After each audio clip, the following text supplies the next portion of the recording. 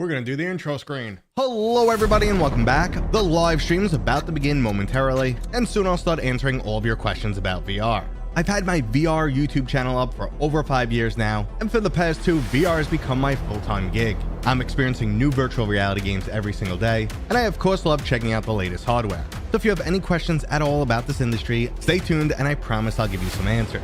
As a reminder, if you have a direct question for me, please use @Mateo311 down in the chat when asking. And if you want to help support this channel, go click the thumbs up right now. Now the stream will be starting soon, but in the meantime, enjoy the montage.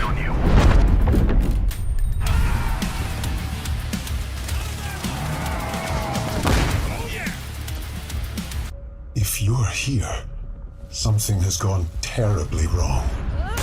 Farah is fraught with danger. You'll need help to survive. Take these gauntlets. They'll enhance your strength and help you heal. They are one of my finest accomplishments. Having the gauntlets enables the use of a throwing shield. The shield can be used to protect yourself and to help you climb. And climb you must. No one knows how old the city really is. For me, it's all I've ever known. My whole world.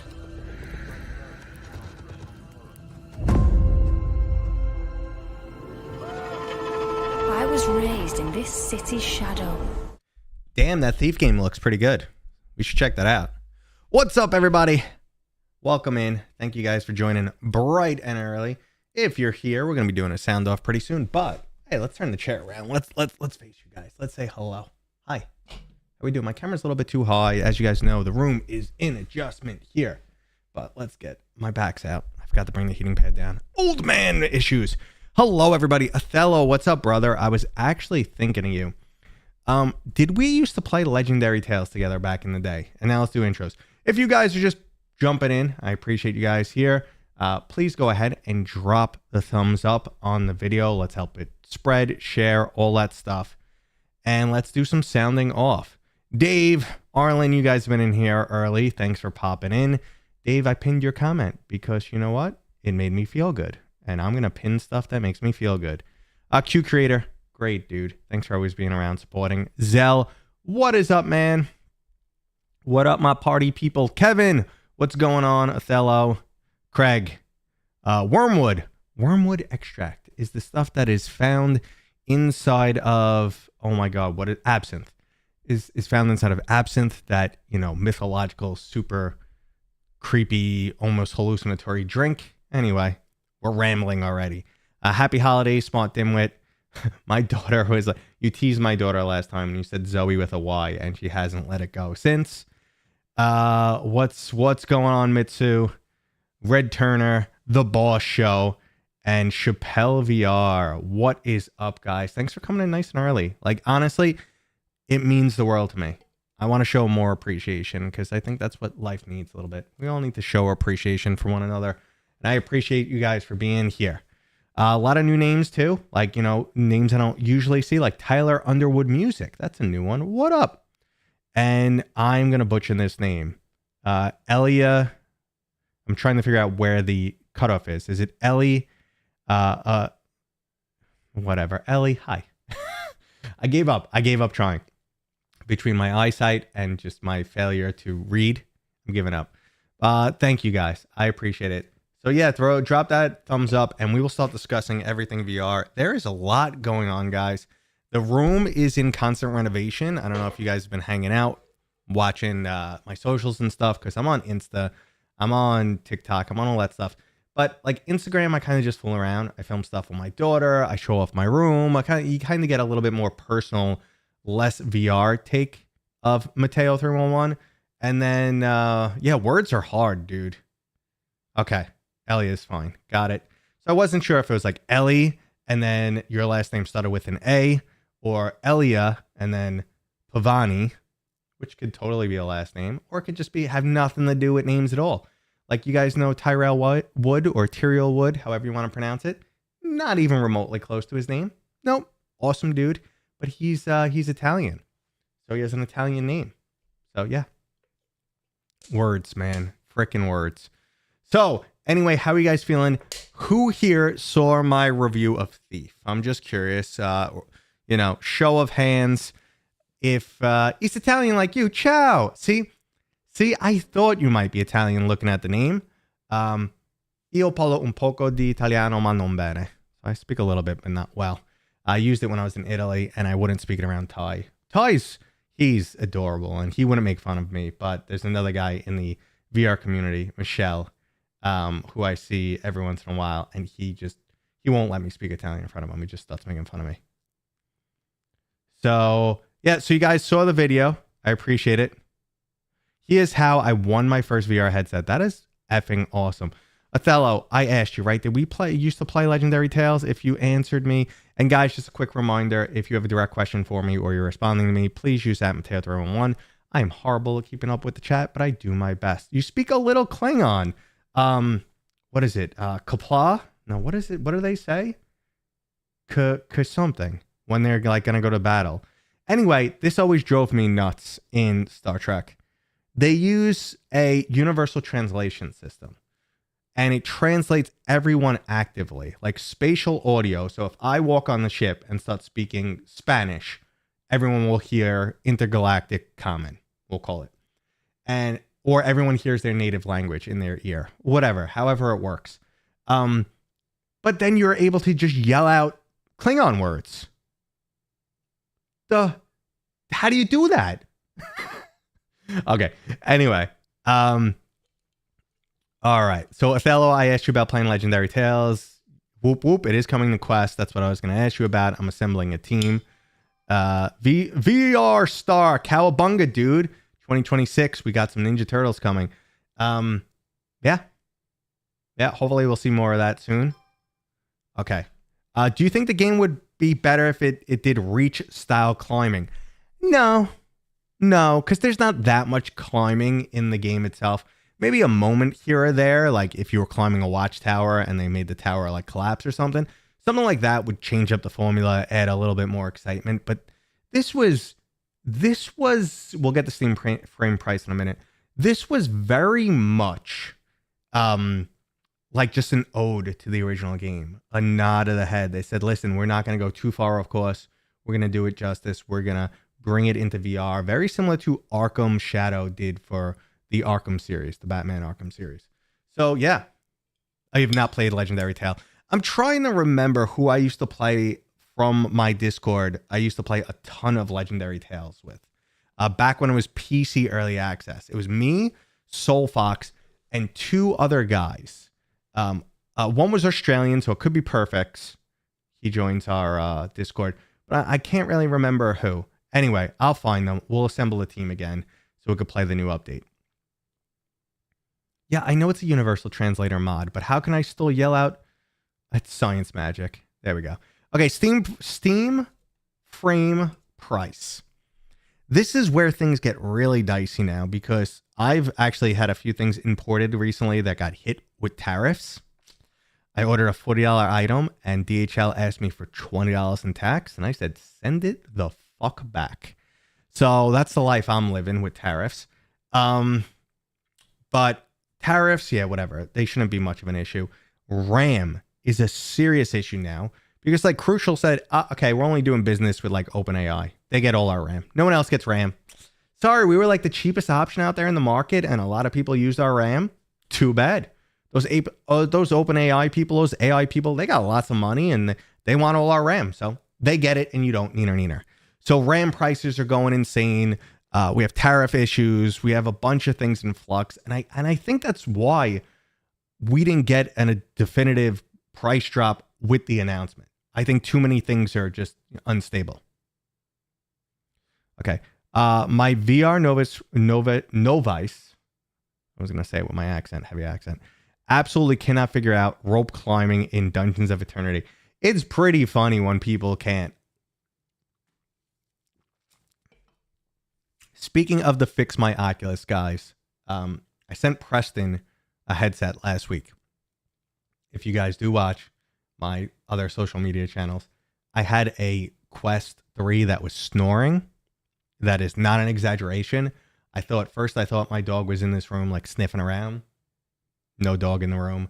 Then it sounded literally like someone was snoring in the corner of the room. And I tried to track down the sound, and it was my Quest. And then it went dead and wouldn't charge. So I was like, what the hell? And I kept trying to charge it. I left it on the charger. It never charged. I mailed it to the Fix My Oculus guys. I think one of the internal plastic pieces got cracked in the ride there, even though I thought I wrapped it up good. But they said, hey, it eventually powered on and it's fine. We'll replace the crack for you. So they're amazing. I think it's already on its way back, and I'll show that off when it gets here. Didn't RAM prices go through similar phase 20 plus years ago? Like stuff like this happens all the time. That is not really insane. You know, someone starts buying up the market. I think we see this with chips every once in a while. We see this whenever like why Xbox didn't make their own handheld, because they wanted to work with they wanted an ARM chip, and I think whoever they were working the deal out, and they had to guarantee like 10 million units sold for custom chips, and they're like, we're not selling 10 million handhelds, so never mind. AI boom is sucking up all the RAM. Yeah, that's exactly what I was talking about. Phasmophobia. Oh yeah, you can install Phasmophobia on your Quest, but maybe if I tried. And that's why my Quest was snoring. That was the weirdest situation. I even put a piece of toilet paper over the fan. And like, I know you could occasionally feel air when the fan is blowing, but my fan was cycling. So maybe what could be going on is my fan is on its way out. And sometimes it's not turning over. And then it's overheating. And that's why it wasn't charging. And that's why, because I figure I'm going to get this headset back and it might be perfect, or it might just break down again in a week. But the fan was cycling. Like the fan would go on full blast. It would blow the paper towel up and then fall down. And like 3 seconds later, blow it back up like a big snore. It was crazy. It was so weird. But that is the hallmark of a fan stopping and struggling to turn over. So it keeps getting turned back on at full blast and then gets stuck. Full blast stuck. Hey, could have got smacked around a little bit, and the ball bearings are better now. Or the ball bearings are, worn, or whatever. The fan itself is dying. I've seen this with water pumps. So anyway. So yeah, that is definitely an issue. Can I buy the Steam frame even though we got to go into the prices, Steam frame. Can I buy the Steam frame even though I'm also going to play standalone? Yeah, sure.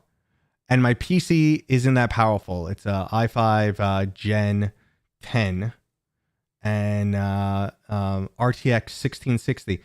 Isn't that still the GTX series? Not into the RTX series? Isn't it a GTX 1660? Could be wrong on that.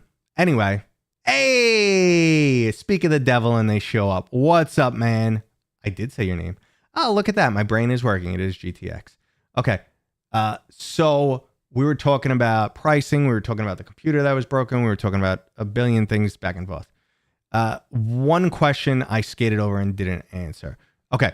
Can you play standalone? Yeah. The Steam frame is going to be like a Quest 1.7x. Let's call it that. So it's going to be a Quest with about 1.7 extra power. It's almost like the generational gap between a Quest 2, Quest 3, Quest 1, Quest 2. So it's almost like a Quest 4 in terms of power. Screen-wise, they're not going nuts, but nothing on the Quest runs at native resolution, so nothing on the Steam frame is really going to run at native resolution anyway. So I'm fine with the 2160 by 2160. LCD I'm also fine with, because the trade-off for pricing, if you want to go micro OLED or QLED or any other solution out there, because you need a really nice panel, or a really bright panel, to work with pancake lenses. So you shoot the price up. It's just not worth it, in my opinion. No, these things aren't going to sell if the headset's like $1,200. So I think that was the right concession for them. Same thing with the pass-through. I really don't care. I will like pass-through to be able to find my controllers and stuff, and a mixed reality game, I can completely live without it. So I'm fine with that. Talking about price breakdown. Well, I heard we got pros up in here, guys who take apart headsets all the time. Fix My Oculus. Preston, how we feeling about that? People don't talk about the heat and power consumption of OLED screens enough. Yeah, I mean, the more you know, the more you kind of get frustrated dealing with people, because people kind of think technology, development. They think everything's just freaking magic. Like when you play a game and something is just not perfect and you're like, why didn't I just make this perfect? They probably spent 50 hours trying and pulled their hair out. And then someone said, that thing that you think's important is not as important as these 10 other things. Fix those first. That's like where we live in this world. I wouldn't buy the first gen Steam frame and Steam machine. Second gen Steam Deck was so much better. Second gen Steam Deck was just a screen upgrade.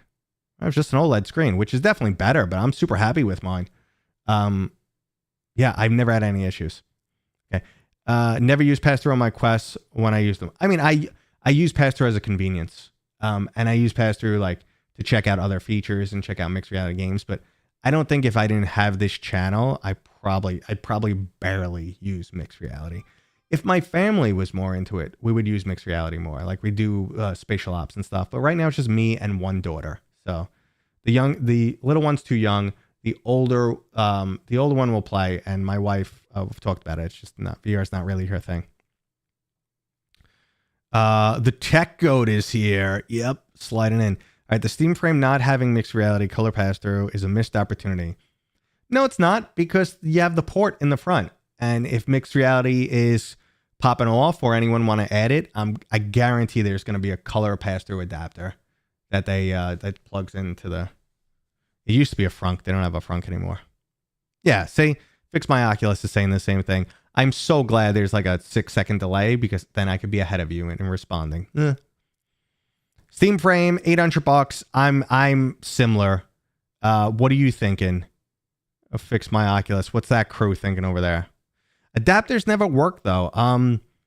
I mean, I used the mouth tracking adapter from Vive and had no issues there. So I don't know what adapters, we really tested out. I've tried also the hand tracking adapters, but there's nothing to use them for.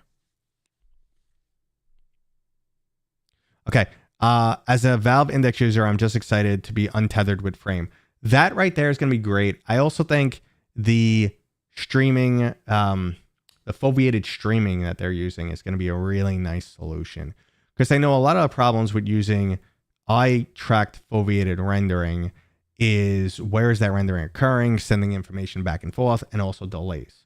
So that is, the PlayStation can get away with that because it's a tethered headset and you got beefy hardware on the PlayStation. Now, when you're looking at a mobile device, doing eye-tracked foveated rendering rarely pays off until you get to rarely pays off versus traditional fixed foveated rendering, which is just squaring off the corners and stuff. So it doesn't really work much better. There's extra overhead. The benefits aren't really there. But if you could compress the stream in that manner, now we're talking. Now you get all the benefits and very little of the downsides. Apparently, the playtime for the frame is similar to the Quest 3, around 2 hours. That I thought it had to be more. No, I think that's fine, actually. And we're using a more powerful chip. When you're using a more powerful chip, I mean, look at just like you eat through battery. You just burn right through battery. That's another reason why we don't want to really go to these super powerful panels. You're just going to be wasting more energy and producing more heat.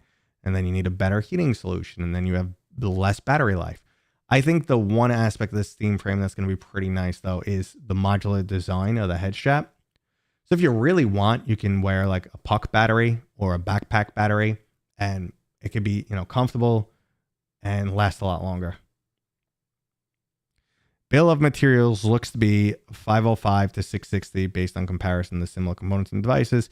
If the RAM shortage doesn't impact, we talked about the RAM shortage earlier. I'd say lands around 600 to 700, which is awesome. I'm really cool with that. Yeah, that's a reasonable price. I know it's a lot for a lot of people, but it's a reasonable price. Look, Valve's statement was this hardware needs to be sustainable. Now they're buying in bulk. They're probably getting a little discount here. But at the end of the day, what that meant was they need to be able to fund research and development and sales and make a profit. So that's kind of what that statement means. It doesn't just have like what we make on the hardware will allow us to make and sell future hardware. That's what they're aiming for. And I don't think they'll have an issue there. Fixed foveated rendering is pretty freaking annoying. Thank you, Cartoon. That was very freaking nice of you. Best VR games of 2025 and most anticipated for 2026. Hell yeah. You guys definitely don't need to, I mean, I'll answer as pretty much any question I see, but I do appreciate this. I do this for a living, so thank you. So I think in the stream, probably next week, we're going to do a breakdown of all the games. I'm trying to figure out when I'm doing my 100K live stream giveaway, which will be before Christmas, even if I don't hit 100K. So I'm right around the corner. So we'll figure out when that stream's going to be. Before that stream, I want to do a rundown like we did last year, a tier list of all the games, and we'll fight and we'll argue and it'll be so much fun. And we'll be like, this is S tier. No, you're a moron. It's B tier. And I'll be like, yeah, it's my channel. And then I win because I control the mouse. Anyway, old school. What's up, man? So I'm just being an idiot like normal, just chilling. So I would say just top of my head, Ghost Town, Arken Age, Reach, Thief. I definitely missing something here. But right there is like 4 of my favorite games from the year. I mean, Hitman's up there. They finally pulled off Hitman. It's just a great game. It might not be my perfect game or my favorite game, but it's great. It's very hard to, disagree with, the quality there. So let's see. But I'm sure I missed something. Look at that. I got all like serious and the camera's like, yeah, zoom in. This new camera's great. Oh, Forefront. That's the one I'm missing. It's already actually, I put it on a list. I have a list. It's minimized right now. And Forefront is on the list. I just opened it. Yeah, Forefront is up there for sure. Definitely. 2026, Beyond Sandbox. Then also, what's the other one? Ninja Turtles, obviously. And there's another game I'm excited for, but I can't. Sometimes your brain doesn't brain. Forefront is on the forefront. I love Forefront. Are we loving Forefront? Oh, Battle Marked, obviously. I really enjoyed Battle. So I'm torn when I do lists and I talk to people. We kind of get in the scenario of what is my personal favorite and what was the overall community's personal favorite. Aces of Thunder didn't drop, so we could wait till 2026. But yeah, I assume that's what you're referring to. What will Beyond Sandbox be? It's going to be more of a tool set and sandbox. It sounds like a Gary's mod. I didn't get into it. Ghost Town was fantastic. We talked about that. Ghost Town. And my little surprise hit, the game that definitely surprised me and I loved, but not everyone agrees with this, was yeah, that's it. That's the game. Fill in the blank, guys. What was it? If you watch my channel, you should know. Because apparently I don't. I'm stuck. Have a good weekend. See you Thursday. Yeah, welcome back. It was the one with the claymation. I want to kill myself. It was also pretty scary too. Too many games to remember them all. Why can't I remember the name of this? It's like I just keep thinking of they play that. It's got Banners and Bastions was a really fun little sleeper mixed reality hit. And also I really enjoyed Star Wars Beyond Victory, but that production value is so high that makes the cost go up, and then the gameplay length is so small. So Midnight Walk, that's it. And you know what? I was listening to the narrator. If you've played it, there's these section between levels where you walk and they kind of go, and so it continues to Midnight Walk, and it's jazzy and stuff. And that was playing in my head, and I just didn't say Midnight Walk. Barbie Tales was 10 out of 10. That is S tier for sure. But Midnight Walk was great. That claymation style, and there's so much attention to detail.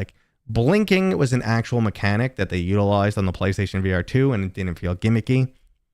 I played it on every platform, including flat. And replaying it in flat, I noticed things I didn't see in VR and vice versa. Really, I don't know, just something about it just really hooked me. Pinball FX is great. I know how many people love that. They just sent me stress balls. They sent me a bag of stress balls. Like, they can feel inside my heart right now. And they're like, oh shit, holiday season's coming. Mateo's losing his mind. Let's send them some stress balls. The upload VR has a showcase going on. I didn't even know. I did not even know they had a showcase going on. That's sad, because Upload VR used to be the go-to place. I'm really happy that Jamie does the VR game showcase now. That has been good. That took the place of what Upload used to be. Quest 3 is lighter. Quest 3 is lighter and get a head strap with battery to balance the front. Okay, that's kind of me just reading. Can you see Valve releasing a more beefy Steam machine within a couple of years of the first, depending on how well it does? Some folks seem disappointed with the GPU, etc. So I have a lot of faith in Valve because I think they have so much information available to them. You know, you get those little surveys and do you want to take them? Yada. I always say yes, just to help them. And I don't mind letting them know what hardware I have. It helps the platform. So they have so much information on us that they could kind of go, the average person playing games is on this hardware. We just got to make it a little bit better than that. And then everyone's going to have a better than average experience. And all we have to do is price it slightly better than whatever else is in that range. And I think they hit that spot. If you want a beefier one, I mean, there's nothing stopping you from just taking normal hardware, putting SteamOS on it. That could be your beefier Steam machine. It's going to work exactly the same. You can make your own, or they'd probably license some of the other companies like Alienware or something, you know? I don't know. I mean, those companies might really even enjoy that because they don't have to eat the price. I don't know if there's still an issue, but they won't have to eat the licensing price of, Windows 11, which I don't know if that even relative anymore. But, I think they're like giving out Windows 11 for nothing these days and just embedding it with ads and bullshit. That's where they're making their money. Will VR company like Kiwi Design join to make Steam frame accessories? Yes. Now, I only know of one company right now currently planning accessories for the Steam frame. However, I would bet your ass that Kiwi and all the usual players, AMVR, everyone out there is going to just, look at the thing, wait, like the things we could use immediately that they know, like some type of battery pack and stuff, those will probably come pretty quick. Then we'll get the more like solve a problem type of stuff, or the things like eyeglass lens connectors. Those are probably going to come out pretty quick. But it's very hard for those hardware manufacturers to get their hands on a Steam frame right now. So we're going to have to wait. This happened with the Quest 3. I forget who it was. Who the hell was it? One of the companies that does facial covers. My brain is not really on speed today. Actually, it slowed down. I took a muscle relaxer. My back is out. Old. Anywho, so I can't remember who it was, but they were actually asking content creators like, hey, did you get a Quest 3 already? Would you be willing to mail it to us so we can make sure that we have face covers that fit? Or can you scan it for us? And I know one company was making face covers based off of scans that people did with their iPhones because they want to be the first to market. They want to make, there's going to be a rush. The margins are so small. Pretty nutty. I assume Globular Cluster will do something, but I don't know of anything yet. And in terms of like people with, not prototypes, development kits for the Steam frame, I've only heard of like 30 being out there, but that's like just a rumored number. Like, I don't know 30 people have told me that they have them. I would barely confirm 2 people that said they have them. They haven't been like, I have it. Look, one of them said it's coming, and the other one said it came. but that's just someone's word. Or maybe they weren't listening to me and said, yeah, it's coming. So who knows? So will we get the frame at launch? So will we get accessories for the frame at launch? No, unlikely. That's pretty unlikely. That is also true, Jeff. So Jeff, that is a great one. Everyone, throw thumbs up at Jeff if you could. And if you can't, throw them at me because I'm greedy and I don't feel appreciated ever. And I'm sad. No, I'm out of my mind. So we won't get those accessories early. My camera is blinking for some reason. And yes, they are working on native 3D mode for all flat games, which would be absolutely incredible. So if you're old like me, I can show you a little something. I don't even need to switch mics. Let's go. Hey, JC Cool. I didn't have the chat in front of me. I just noticed you said hi on Twitch. What's up, brother? I hope you're still here hanging out. This mic can actually reach me in this direction. Whee! Yeah, come on. All right, so here is my little data center. Yeah, right. Here it actually is like a 15U server case, but I have my Xbox, my PlayStation, everything hooked up and then through the wall and yada yada. Anyway, that is not what we came in here for. We came in here for this monitor. This little thing right here. That's an old school 3D monitor. And NVIDIA used to be the forefront of that. And that was actually an active shutter monitor. You want to talk about throwing up? That was an active shutter monitor. And that thing right there would, it basically closes your left and right eye so fast. Yeah, active 3D. Your glasses still work. I have them upstairs. I don't know. I have no idea if they work. They probably don't. They probably haven't been supported by NVIDIA drivers for 20 years at this point. But yes, NVIDIA 3D vision. So when you're looking, so basically everything is kind of just data and the engine interpolates it differently or, so everything is data and then processed. And even inside of our brain, we're taking in stimuli and we're processing it and we're leaving out tons of stuff. And that's why there's lots of like illusions that exist in the world because our brain has expectations. And I'm rambling again, but the physics for these games is already there. Depth already exists. The game knows that, character 1 is 5 feet away from character 2 and so on and so forth. So the ability to translate that information and make it 3D is very possible. But remembering the old 3D NVIDIA Vision days, it's hit or miss. When something gets interpreted wrong, like I remember turning it on for Dead Space and almost instantly vomiting because the depth I think was backwards and there was flickering like crazy. But then I think I also played through BioShock with it and I was like, this is the future. So it was a very hit or miss. Also very, you have to jump through hoops. So anything that adds friction is not good. But if you could just put on the headset and click 3D, people are going to eat that up. I probably won't play my games in 3D just because I'm so old, but people are going to eat that up. Text was so bad. And like, so Zell, one of the methods for, was passive 3D. And basically that cuts the resolution in half. So you have 2 images. You have the first image is left eye. The other image is right eye. And they are drawn in lines right on top of each other with the same separation that your eyes would need. And basically, you have matching blockers on the passive glasses. That's why they kind of look like shades when you put them on. There's just these really fine lines that line up directly with the screen. So it forces one eye to only see the right screen and one eye to only see the left screen. And that makes a 3D image. But in order to do that passively, they have to cut the image in half, the amount of information. So it cuts the resolution. It was so bad.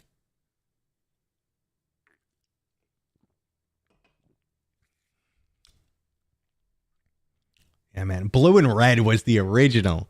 Blue and red was the original 3D, man. Oh, yeah. Oh, of course it would be a Vorpex killer. Yes. Yes, because so here's the thing. You're going to be This is going to be done at the OS and hardware level. With Steam developing the hardware, well, not, the chip itself, but being involved in the overall development of the hardware and the operating system, they are, they are in such a better position than a third-party application that can't talk directly to the hardware or has limited ability to talk directly to the hardware, and then also has to talk through the OS. You're asking for it to have issues, or it just doesn't have the same capabilities or robustness. So yeah, if anyone's going to do it, they can. It's going to be freaking awesome. I saw Captain Nemo starring Michael Jackson in 3D at Disney World when I was 8. Okay. I saw the Avatar ride. That ride is crazy. I think the video is shot in either 6 or 8K, I think. It's this 8K panoramic scene from Pandora, and you ride one of the, whatever the heck the things are called. I don't remember what they're called anymore. But you ride one of those creatures, and the chair actually, you could feel the creature breathing between your legs. That sounds a little naughty, but you could feel it because your legs are wrapped around it. Like if your legs were wrapped around a horse, come on, guys, stop it. Stop making your head go in weird directions. So, but that's an extra bit of sensory immersion, and then you have a huge panoramic screen and be thrown around. I love that thing.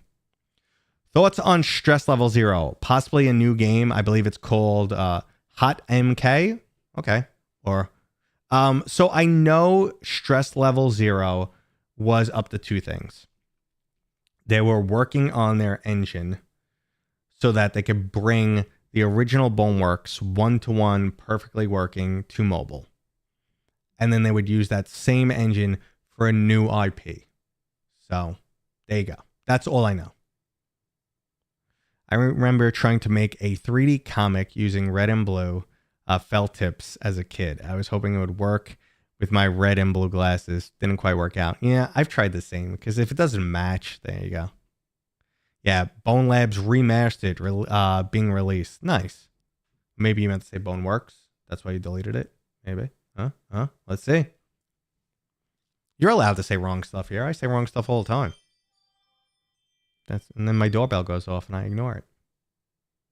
I would let Cosmo down here so you guys can see Cosmo, but he's been losing his mind lately.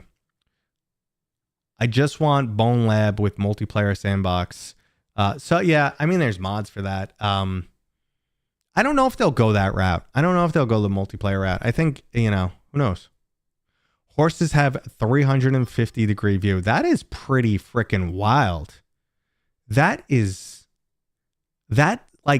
a human, as a predator with forward-facing eyeballs, the concept of being able to see that much feels, or just seems, so foreign. I feel like I'd be dizzy. Is Legendary Tales still worth playing? So Legendary Tales is near and dear to my heart. Worth playing is completely up to you. It's the type of game I would never go online and play with randos. But if you have a bunch of RPG loving friends that want to dive into a world with you like that, hell yeah. It also has a major DLC coming. And that major DLC, I'm actually really looking forward to, because it's going to bring the game back to its early access state a little bit more, design wise. They took the world and spread it open into this almost like an MMO style world.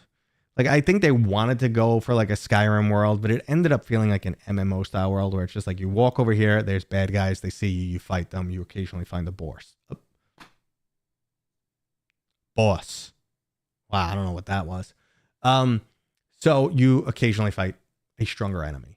And then you find cool weapons. And the original early access of the game was a semi-procedurally generated abbey.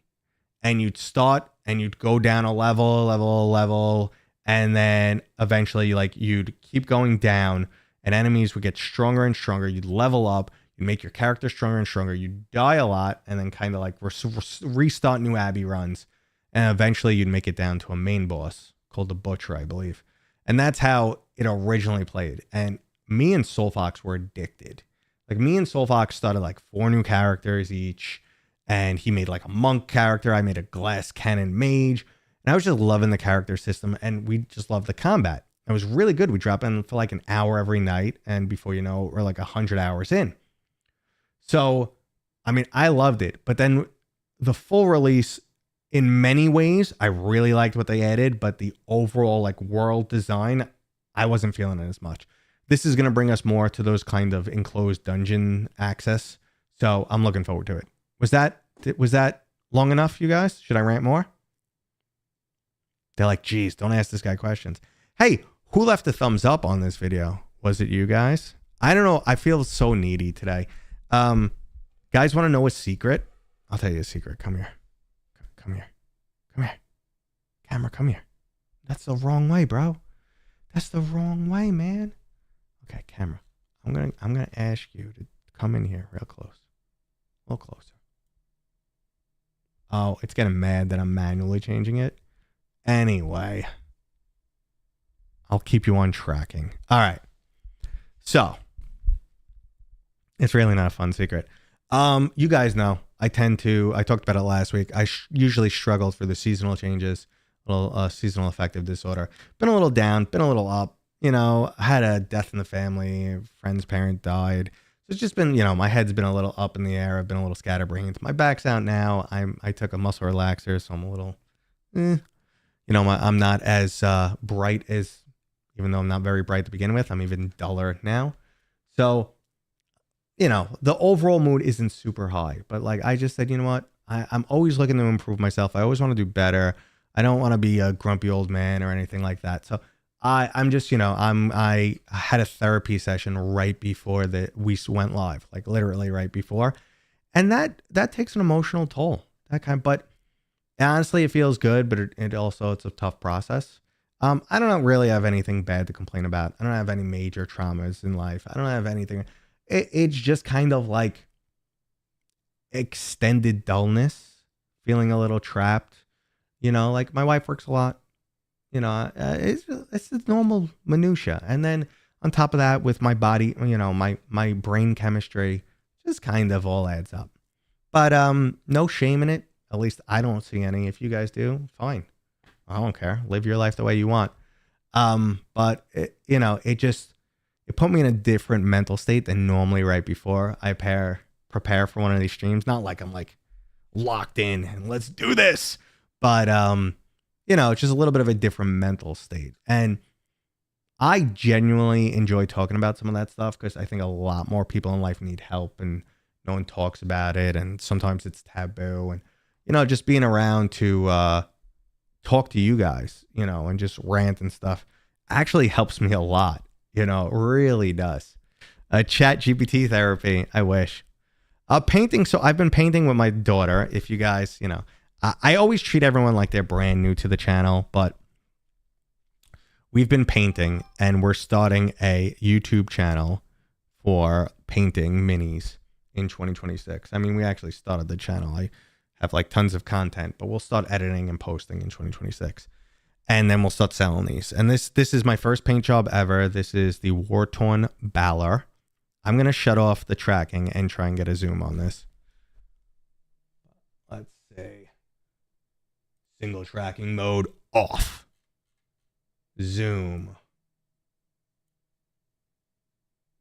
And there he is with my neckline. There he is. This is my first paint job ever. And I think it came out pretty good. I mean, you guys can see he's got battle scars. Before he was glued to the stand, I basically let him stand up and he fell over like 50 times, fell over to the counter, fell over everywhere.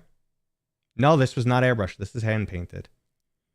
So he fell over many times. So he broke a horn and he broke a wing. And then I made it look like, you know, his wings are clipped. So let's get autofocus back on. Because I move around so much. So yeah, that's, I mean, it looks like a lot of attention to detail. I just know some really like cheap tricks.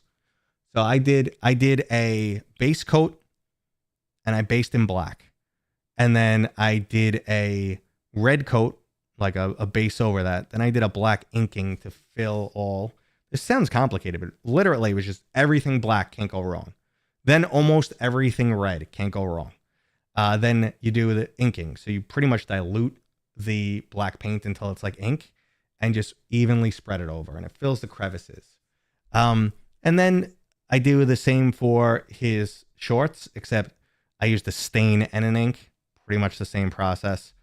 And then some detail work on like his eyes and the horn. That's pretty much it. Let's see. I don't know where that loincloth has been. Yo, he's from the depths of the nine hells and shit. So, yeah, he's been through some shit. There's probably some poop in there for sure. Okay. Let's see. Put health first. Don't be tough. Yeah, I know. I mean, that's one thing that I'm kind of adjusting to. Like, it's one of those where you're just like, just stop being a little bitch. Like, I'm still from that generation of stop being a little bitch, but I was right on the cusp of it. So it wasn't like you got smacked in the back of the head and told to stop being a little bitch. It was just you were stopped to be, it's like, stop being a little That's the generation I lived through. And like that shit sticks with you. So I'm like, no, don't have emotions. Ew. I joined at a weird time. Anthony, you did. You did. We were talking about this guy's that I painted his loincloth. It's probably got some dookie in it. Just man up, Mateo. I got it. Yeah. Do you think we'll get custom environments on Quest again? I don't know, man. I mean, like, I don't know if you heard, but they're kind of giving up on Horizon. They're cutting back funding to Horizon 30%. Yeah, you went apeshit crazy last year and funded 1 million Horizon games, and I don't think it did anything.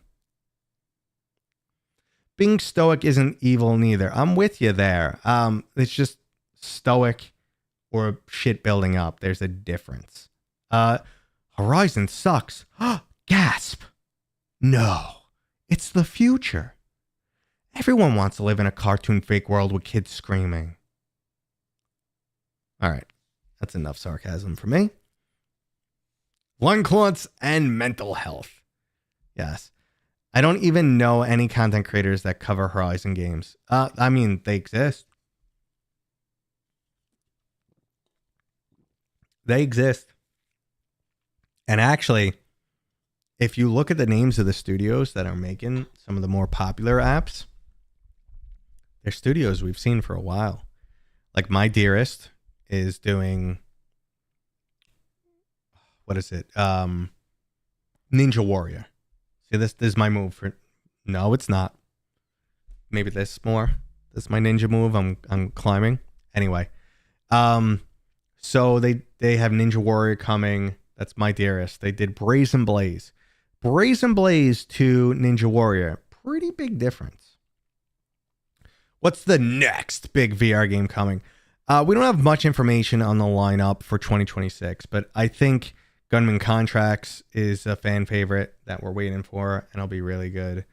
I think I think Ninja Turtles is gonna do fairly well. I think it's gonna be a solid game. At least I'm hoping. There's not a lot of information on games that are popping out in 2026. So I'll get my updates coming. How dare you, Jeff? I love seeing 20 Horizon games floating. Yeah, flooding my game updates. Yeah, there's actually an option now to shut off Horizon updates. I saw it in the settings. And I was like, all right, I have to click this.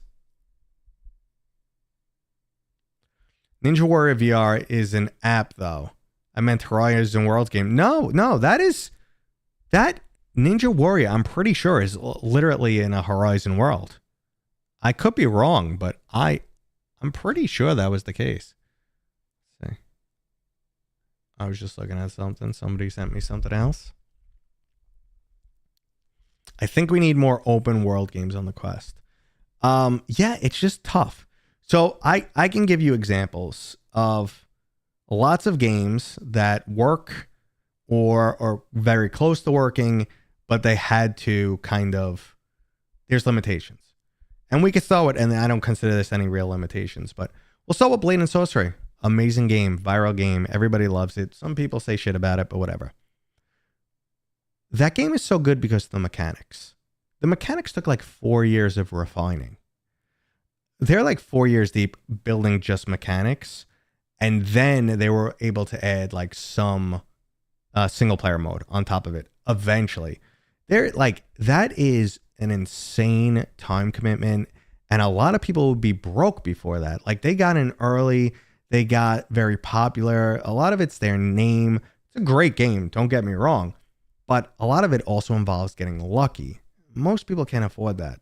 So they have a great game, but they still didn't deliver a Skyrim style world. And they had tons of years and different platforms and kind of infusions to, kind of keep them moving. But they earned it and they deserve it. I'm not trying to put them down at all. Warprog's amazing. Now you have, and we always run into this scenario where we're like, okay, no one gives a good single player campaign. Someone spends an insane amount of money, AAA, within the confines of VR. AAA in VR, like you cannot spend $200 million on a game and ever get it back in VR. It's never happening. Even the games that have made the most money don't even come close to that, and they're just like games that became viral. But so AAA in VR is like 15 million, and when you're dealing, I know what's going on with the camera. The camera's hitting. It's hitting my monitor where it is right now, and it wants to turn more. That's why I was beeping. Okay, so you still have like 15 million. So if you want to go AAA quality, 15 million gets you like 2 hours. I mean, that's the world we're living in. It's nuts. You guys want to hear some crazy numbers, and then I'll get back to responding to your stuff. But crazy numbers. High-end audio composer. So you want music for your game, okay? High-end audio. Probably max end of the spectrum, like a AAA movie or game. We're going to say $5,000 per minute. So if you want a 3-minute song, $15,000. If you want a whole scoring, 10 tracks or something, $150,000. That's your music. That's just your music. Okay? A character in a game, cheaply, can go for one model, a couple grand. Higher end, $5,000, a single model. A single model in a game. And then you look at games and you're like, oh my God, they repeat characters so often. Yeah, because they want to at least make pennies on this game when it's all said and done. Voice acting.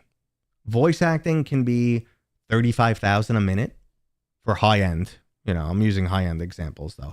And the problem is we're in this scenario where now our expectations for quality meet those. Gamers have expectations of things like God of War, Halo, or, these insanely big budget franchises. Even the amount of money they spend in Black Ops, it's coming to a point where it's not, it's already reached the point in flat screen gaming where it's unattainable. The amount of money that the people running the companies, owning the companies, the shareholders, they're just interested in profit. We're seeing that for sure. And then everyone like downstream is just profit maximizing. You see that, their usage of AI, and it's not even like their usage of AI is a very complex topic. And I don't want to open this up because I'll be ranting for a year. But so we've already hit some unattainable aspects in the flat gaming world. And then people are expecting the same quality in VR when there's just no money. VR success is in indie. So just like one of those random indie games that pops off out of nowhere, like Portal was like an indie product.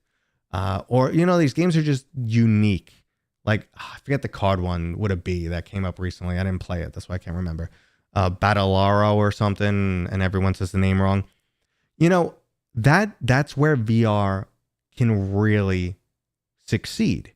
You need something that's a unique experience, something people can't get anywhere else. Something that is a reason to use this product over a different product. You know, that's where, you know, we are really seeing like things clash. So I don't understand the current prices for development. Shouldn't new tech make it easier and fast? Okay.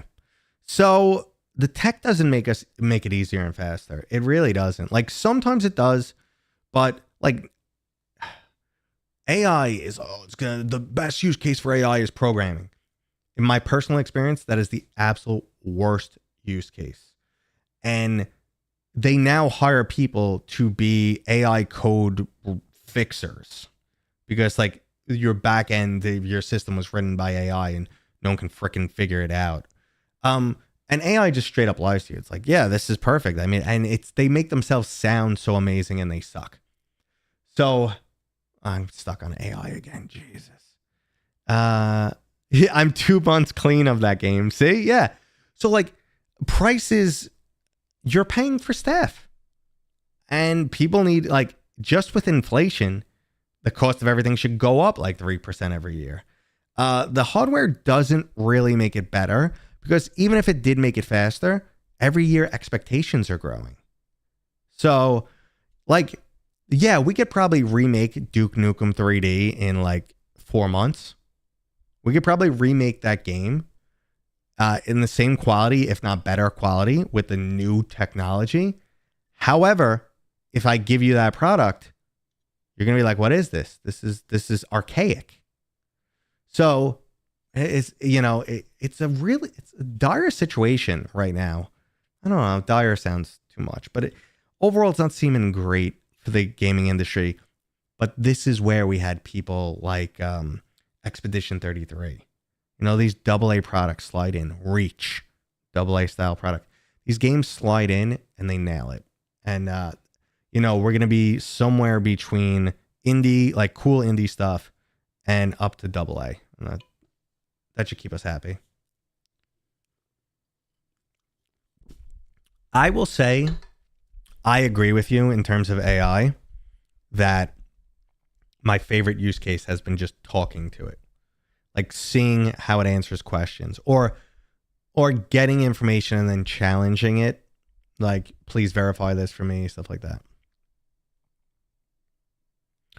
Okay, but Arken Age and Lies of Rain were made by small teams of like 4 to 6 people. This is a good topic. We can really, really get down to this. Like, we can really discuss this too. So you're in two situations. You either need to have the money on hand to be able to support a studio and hire people, or you have to do some consulting, you know, outside consulting for stuff. So that's where the prices shoot up. Because imagine you're someone who only, you know, can only get like 3 jobs a year, 3-4 jobs a year for 3D modeling. So yeah, your price is going to be crazy high because you need to get a year's worth of pay in, you know, 3 or 4 projects. So then the option is, well, then you employ people full time. But to employ people full time, you need money on hand. So then you run into weird situations. Well, where do we get money on hand? Okay, well, let's go to a publisher. Well, you get money on hand, but now the amount of potential you can make is much lower. And now you have people pulling your strings and controlling your purse. And it's a whole new relationship. So that dynamic is rough. And it can go really well and it go really poorly in this situation. You know, I was talking to someone who worked at 2K for a very long time. And they said to me, the one thing that's great about indie is the ship can course correct. Your ship is so small that you can make dramatic turns out of nowhere. If you could watch the industry and say, shit, we need to react. We need to change. But when you're at AAA level, it's like steering a cruise ship with that many people and 100 people have to sign off. And it takes a week before the ship starts turning. So we can't course correct. You know, we have tons of money. We have a vision and we are full steam ahead. And if there's an iceberg in the road, we have to hit it. You know, and it's like, oh shit. So, you know, it really gets you thinking about where the industry is and how it works.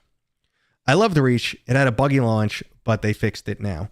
So the Reach launch was a funny one. And this is where the scenarios where like doing this for a living makes me want to pull out my hair.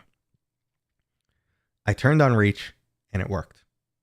And I even spoke to Guy Godin about this, and he said it's just pure luck. And he kind of explained what was going on with the Meta SDK to me. But he's like, it was kind of like 50-50 shot. And, you know, a lot of people rolled tails, or at least the most vocal people said, nope, it didn't work for them. But I can't tell you, people will come into my review being like, you didn't play this game. And I'm like, that's all my footage.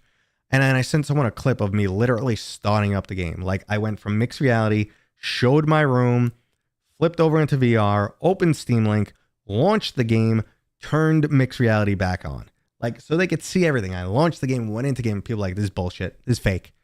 And I'm just like, yo, the internet's fucking crazy. And I'm like, the game worked for me. I don't know what to tell you guys. I have different hardware than you. I don't know what the issue is. Like, and it worked for me. I was able to play through it on PC and Quest, and I only tested it on PlayStation VR 2. Shocking, it was 40% off during Black Friday sales on Quest, though. You know, that shit happens all the time. These days, sales have not been good. Like, you know what's sold really, really poorly and is hit or miss with people's opinions? Behemoth. Sold horribly. Horribly. Especially for the budget they put into it. It is crazy. I don't know how my tracking got turned off again. So yeah, that's nutty. Let's see. Check out Automa gameplay trailer it just released. Big time Half-Life Alex meets Atomic Heart vibes. Is that is it a flat game or is that a VR game? I worry publishers will go forget PCVR, just focus on Quest standalone. So listen, I'm in the development side to a degree at this point, and I can talk to you guys not about specifics on our game, but I could talk to you about my world experience, which is limited. It started as consumer, so I know what it feels like to be a consumer, especially a consumer without money, because that was most of my life. And then obviously I went into the content creator side, and I got, you know, a lot more exposure, you know, to how things in the industry work. And now working on the design side, and, you know, having people that I'm friendly with are also working on the design side, and you talk to them and you share your horror stories. And I'm still very new to all of it, but obviously you get an understanding. Some developers will be like, oh my God, I don't want to do PC It's so much harder. It's so much more optimizing. There's, you know, every single person in the world has a different system. These people are going to have random issues related to their hardware. They're going to take to Steam. They're going to take to Reddit. They're going to trash us on launch day. They're going to kill our product. And even if it's just PC it's bad on, that word's going to make its way down to Quest that it's buggy, because I really feel like that's what happened with Reach. And it's going to be this spiral. So we have these needy people, and they require so much more care. They have so much more risk potential for us. And then the upside is, you know, a couple hundred or maybe 1,000 people buy our game, when it's going to be 10, 100x on that on Quest, man. So it's only the people who, like, you know, the money people. Yes, pursuing PCVR is kind of crazy, but on the development side, it adds a lot more on QA. It doesn't add too much more headaches on the development side, but then people go, well, it also needs to look 50 times better on PC, because I paid $2,000 for my PC and they paid for $200 for their Quest. So I want at least a 10x upgrade. And you're like, but I can't QA that. And then what about the person with the shitty PC that tries to run that and it runs poorly? So that's why you're going to support PC and you're going to support moderate. You're not going to be like, hey, let's maximize this for, you know, RTX 5090, because that's 1% of 1% of 1% at that point.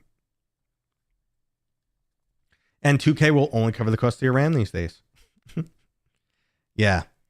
We don't cater to the pores. I mean, it's just such a headache. It really is such a headache. So I know developers that are like that can't continue to support PC, and they're like, we wish we could stop.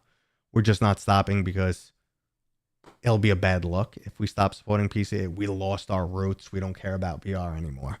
When it may be 100% financial or just the headache, you know? I do know a game that has like 100 PC players left on it, and the developers grudgingly still support it. Yes, I feel bad for those 100 people. Anyway, anybody play Men in Black yet? I only played the first level. I can't really comment because I didn't see too much. I like the style. Characters in the game look too cartoony to me, but I like the style. I really hope the mechanics feel good in Ninja Turtles. So I did show off the turtle lair like 2 weeks ago, which was a little demo that they originally showed at Comic-Con. And you were able to go into the turtle lair, hear the voice acting for like all the characters, interact with the whole world, test out the physics, climb around, jump around, and change to every different character. So I did that. It was fun. We need skateboarding in it. Hell yeah. But yeah, I'm pumped for Ninja Turtles because I grew up on those games. I mean, I grew up on those beat 'em ups. There's just something about them. I was ready to shed a tear. I was playing Chronicles of Maestra, I think it is. It's a really old arcade D&D game, and I have it on my arcade. I haven't really switched cameras today. The other camera is not open. Let's go open the other camera.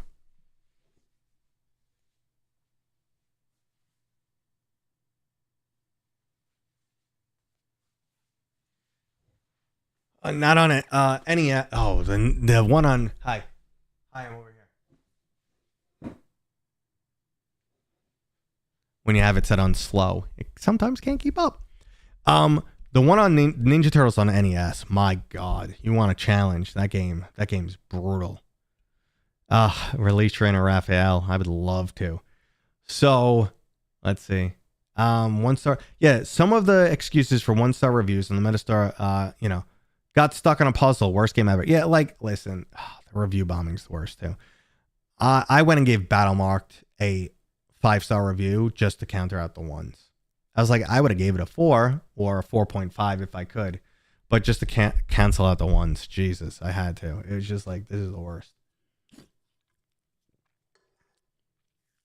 So Ninja Turtles can take my money based on nostalgia. The only thing that makes me worried. Yeah. Hey, John popped in. What up, John? So this is John is from SciTech Games. Most recently, they did Titan Isles. Sorry, I was ranting and raving and walking around and setting up my other camera because I wanted to show people something. I'm on this stinky chair with my back out right now, behind my regular chair is broken. But no, I wanted to talk about my arcade, but we'll get back to that. But all right, got off my train of thought. Ninja Turtles. Yeah, the Nintendo one was crazy. John from SciTech's here. Titan Isles was absolutely amazing. We will be doing like the giveaway stream in the near future, guys. And John was kind enough to donate keys. We played, if you guys don't know and you haven't joined my Discord yet, we do a Tuesday night game night. And I played the entirety of Titan Isles with my Discord community. And I leveled up. I completely leveled up 2 of my suits fully with my community. So, Mark Poppin, what up? I'm doing good, man. Now that you're here, I'm doing even better. But anyway, I was talking about my arcade over here, and I wanted to tell you guys. So there's my little arcade. The camera's turned in a different direction right now. And I was playing the arcade Dungeons and Dragons. I believe it's Chronicles of Maestra game. And I used to play that as a kid in the arcade with one of my best friends, John. And my daughter, who's 7, is like, that looks fun. Can I play? And she was so into it. And first I text my buddy, John. Like I do like a selfie so he could see what me and my daughter are playing. And then I'm like looking at her. I'm like ready to cry. I'm like, oh my God, this is a father-daughter bonding moment. And she loves what I love. And I'm going to keep this kid. But like, it was, it was just the memories flood in. And I'm just like, this is great. So that's where we were going about the nostalgia of how much impact it can have. Yeah, Titan Isles is great, man. But someone said to me, and John, you're here, and if this is the case, I feel bad. But someone said to me, I think in my last week's stream, because I was talking about Titan Isles, and they said, I went to play online and there were no matches available. And they're like, is the game dead? And I'm like, I looked for a match a few days ago and I found the match. Maybe it was time of day, maybe it was region, maybe, but I doubt that's the case. But how's the player base doing? Any like major concern there or? Oh, Titan Isles is great. You haven't seen it? How do I join on Tuesday? Let me drop a link to Discord for you guys. So, and another thing I do during those game nights is a lot of times the developers will drop me some keys. So they're nice enough to give me extra keys. So we had 2 separate games of Titan Isle going at one point, at Zix going, and Battle Marked, which is really cool. Right now we're playing through Battle Marked. I really want to do Reeve and Deadly Delivery in the future one day. Reeve is really cool, but it was it's an extraction game, so it's not really my style. What I fell in love with that I didn't expect was Star Vault. I don't know if you guys played that. Free to play MMO MOBA style game. Absolutely incredible. I think right now there's 12 different heroes, and when I say different, they're like hero shooter inspired. One is a literal, let's try that again. One is a literal drone, and you could like fly around the map like crazy, but like when you're that high, everyone sees you and your health is very low. So it's like a super mobility class. There's another like a chick on like a hoverboard with guns. It's kind of like a little bit beefier than the drone. Then you have all the way to a mech that you have to control like Gorilla Tag, where you have to, do this with your arms and you aim with your head. But that thing is just slow as hell, but no one can kill it. And it is straight up hellfire. It's it's a great game. Yeah. Great game.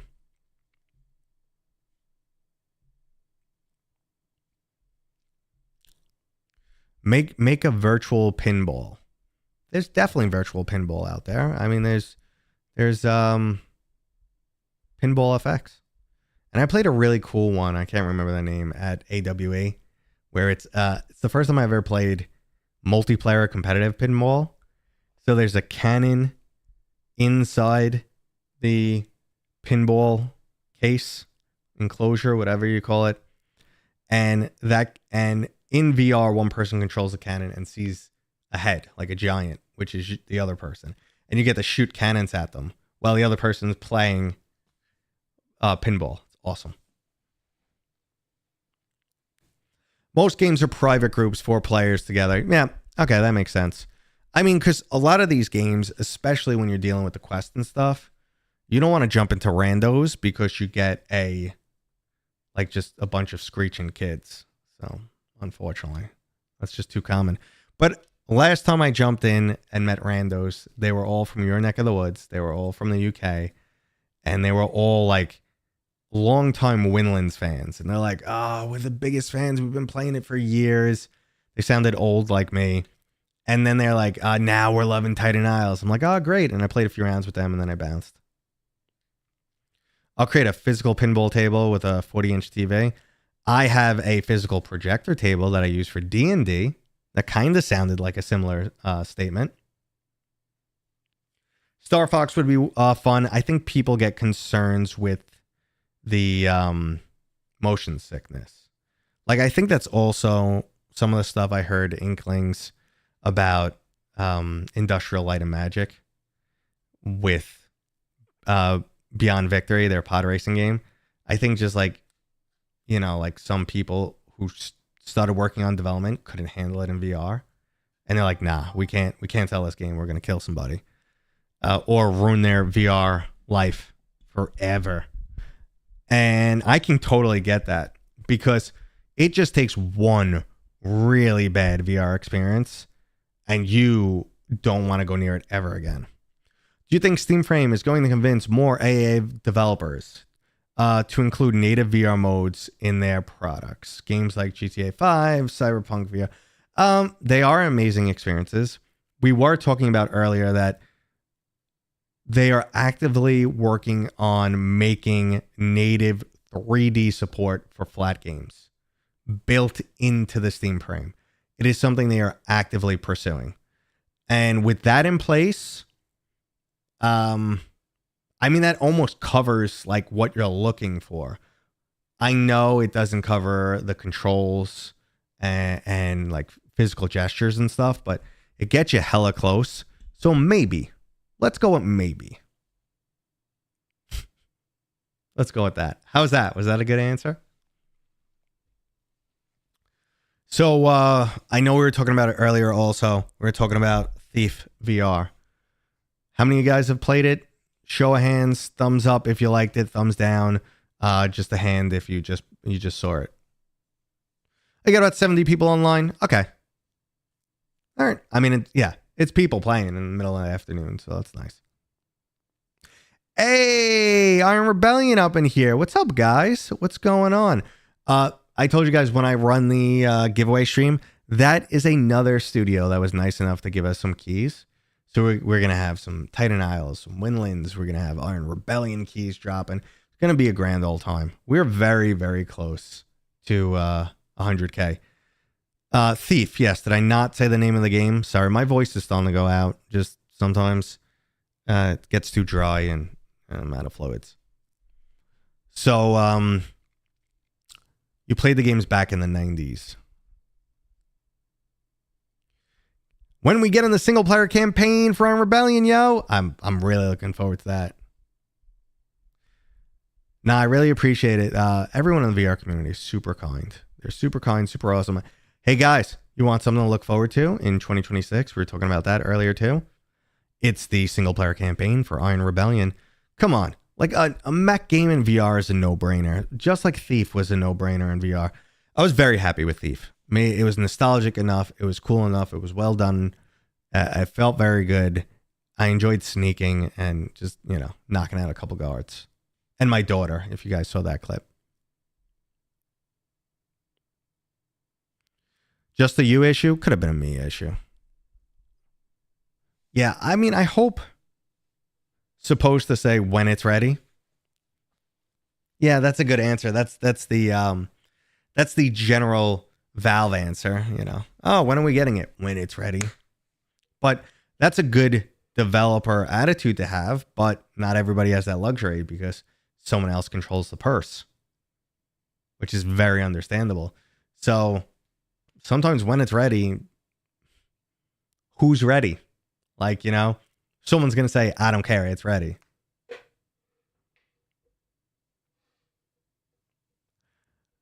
Yay for Steam Frame. I love it. John, is that you saying that you have one? Is that you saying that you have a Steam Frame? Are you one of the 30-ish or so people who currently have a development kit? And if you do, you're not going to say it here and you're not going to tell me. So damn it. Okay. Can't wait to hop in the Thief. Gonna hop in this weekend. Nice. Let me know what you think. I love, hearing, especially like when people disagree with me or agree with me on an aspect, like, oh, I love the lighting. And then someone comes back and is like, what are you talking about? It's too dark. And I'm like, well, now that you say that, my PC version of Thief was too dark. I had to turn up the brightness. But I thought Quest and PlayStation VR 2 were fine. My wallet's ready for a discount. That's another consideration too. Yeah.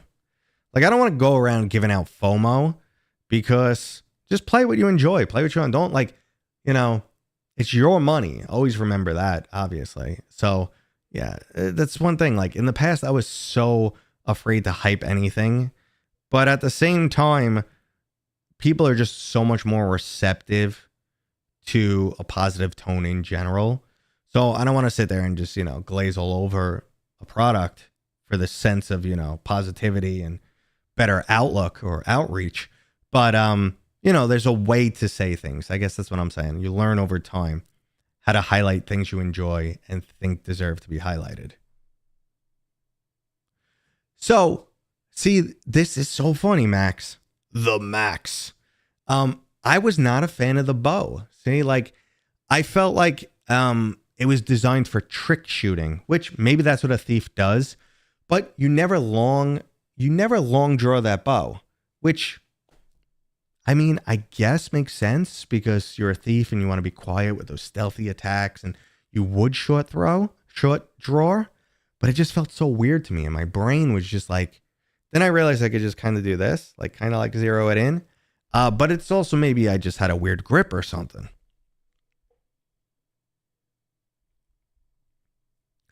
Do you recommend any game or Discord to join for adult gaming? Well, I mean, I'll drop my Discord again. We do game nights every Tuesday night, and you could always just go at looking for group at LFG, and whoever's on, who's accepted the LFG notice, will be notified. So like I see it every once in a while. Hey, I'm starting a walkabout mini golf room. Someone likes to make the room password Mateo's Toes.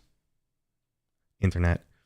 And yeah, there's like a game for a bunch of people from my Discord running every once in a while for walkabout mini golf. And Tuesday I organize the game, and I encourage people to play more, but you know, it's mostly old dudes like me in there.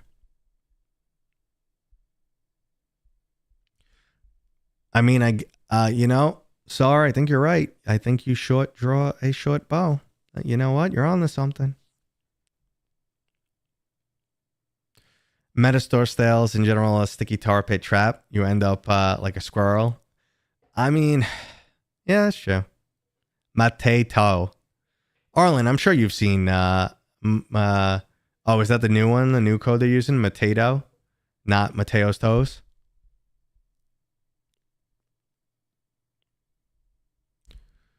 Starvault, I mean, Starvault probably has a Discord, and if you join their Discord, I'm sure they'll help you set up some games.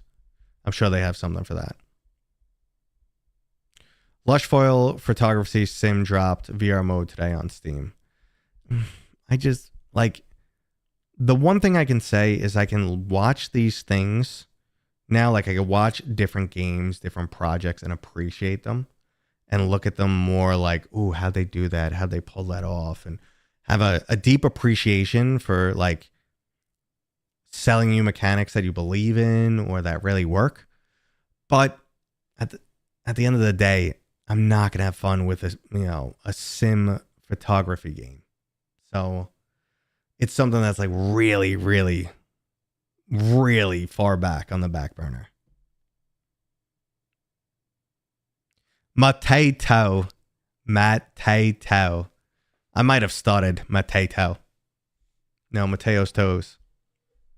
But I think we're going to start wrapping things up, guys. I do pick up my daughter from school pretty soon. That's why this is the new time and day for live streams. And I'll just tell you guys, you know, it's a cozy crowd walking sim fan game. I don't know, man. Maybe I'm wrong. Maybe I should try it. But I'm going to drop some stuff. I'm going to drop some like sales and stuff.